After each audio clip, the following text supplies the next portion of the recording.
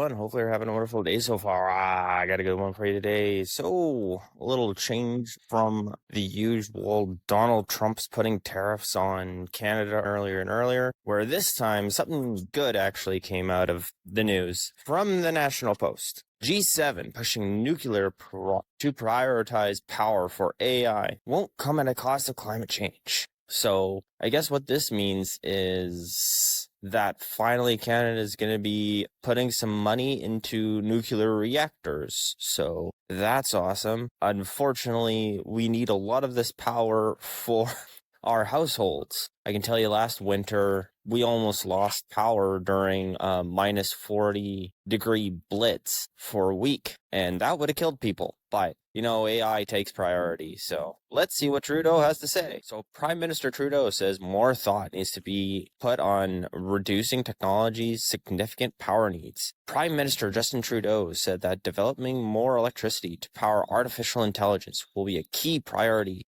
of the G7 this year as Canada assumes the presidency of multinational body. Trudeau said Sunday that this increased power generation shouldn't come at the expense of addressing climate change, pushing nuclear energy as a priority. Well, at least for once I agree with Trudeau that nuclear energy should be a priority. Trudeau says, with our G7 partners, we will be working to make sure the innovators have access to clean, reliable energy to power AI without hindering the fight against climate change. Holy moly, pop-up ads like no other, which include Canadian and French officials, plus representatives from tech companies like Amazon, Dell, and IBM. To do so, we must build the infrastructure necessary to achieve this at the speed that matches AI development, and nuclear technologies would be a crucial point of the solution. The issue now, Trudeau, though, is you've just prorogued Parliament, and you've also stepped down as Prime Minister. Also, you still haven't provided all the documents needed by the House to do the investigation on the STTC scandal. So the House is seized, and to put any new budgetary requests through Parliament, you have to bring back Parliament, which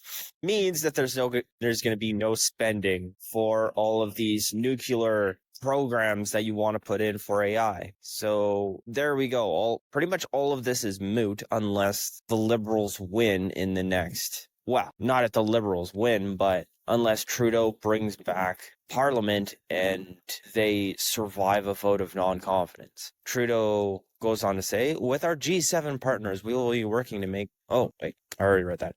The Prime Minister added that at the same time, just as much thought needs to be put away into the reducing energy demands of AI. The technology notably requires a significant amount of electricity for necessary computing power. And I think that's why Canada really hasn't delved into AI too much, is because we don't have really the power for it in the winter time, because we have to prioritize power for people. Like I said, last winter, the power almost went out during the dead of winter when people would have frozen. So that's why we do need these nuclear reactors. Unfortunately, Trudeau blew the budget that we have on underwater basket weaving classes and other stuff like that. Florian Martin, anyways, after that big rant, they continue on to say, Florian Martin Berretier, research chair in technology and society at the University of Ottawa, said, it's important to position Canada and to remind people that Canada has something to say. This guy said Canada has been a leader in AI governments, citing the 27 Montreal Declaration of Responsible AI, which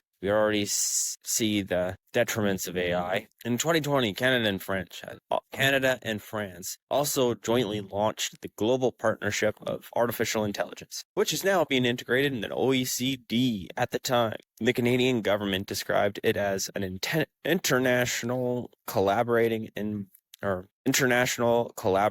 involving projects focused on ensuring AI is human-centered by the design and fostering public trust in its use. Trudeau is scheduled to speak at a closing ceremony of an informal ministerial meeting related to the partnership Sunday.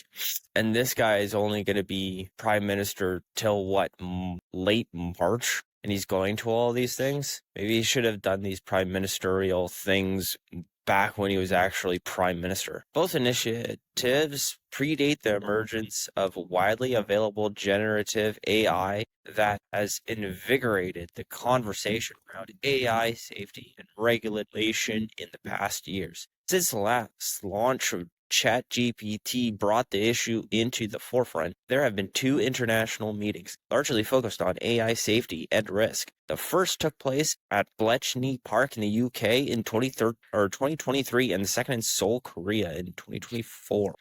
So the summit will be in Paris and will make a broader focus. The Paris meeting will be co-chaired by Indian Prime Minister Narendra Modi. Ooh, that's going to be fun having Justin Trudeau and Prime Minister Narendra, because I don't think they like each other too much. And French President Emmanuel Macron, while U.S. Vice President J.D. Vance and China's Vice Premier Deng Huang are expected to attend. France has nearly 100 heads of state and government, and almost 1,000 civil society stakeholders from about 100 countries are expected to take part.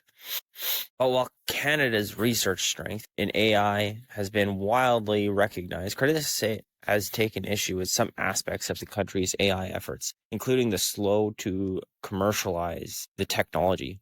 Like I said, the Liberals have been in political turmoil for like a year and a half, and Parliament's been shut down for over half a year. So of course it's been pretty slow.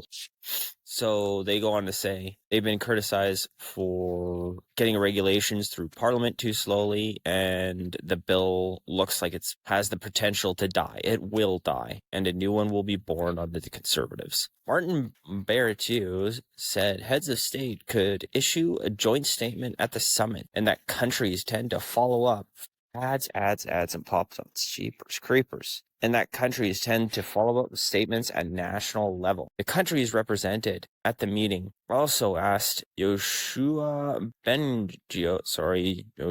one of the Canadian godfathers of AI, to lead efforts to put together an international report on AI safety. The report that incorporates input from 96 AI experts from around the world was focused on general purpose AI and was released in late January. It says some of AI's potential harms, as well as known, including scams, non-consensual intimate issues, other really bad things that I can't see on YouTube, and risk of bias in system outputs and privacy violations. Well, I think Google knows that one a little bit too much. It says, as general purpose AI gains more capabilities, more risks are emerging, including large-scale labor market impacts, AI-enabled hacking, and biological attack. Now that's scary as heck. And society losing control over general purpose AI. Wilkinson said, Bengio's report is a timely, comprehensive reminder of the risks and capabilities of general purpose AI systems, and will likely be a conversation starter over the summit. Well, hopefully, because that's something pretty important. Now, back to Canada's involvement. Canada announced the launch of the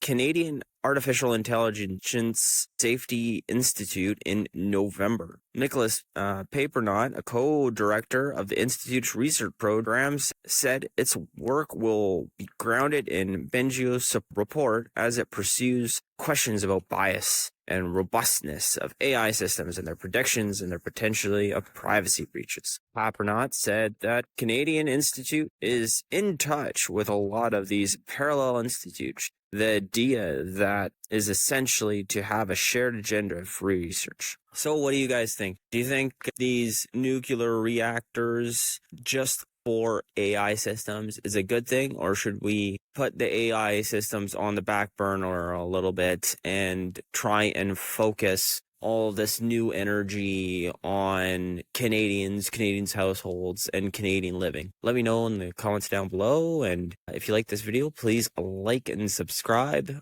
And I'm trying to hit 1,000 subscribers by the end of the week. That would be awesome to get this thing monetized. So you could just take a quick second to hit that subscribe button. I'd be eternally grateful. Other than that, that's all I got for you today. Have a great day.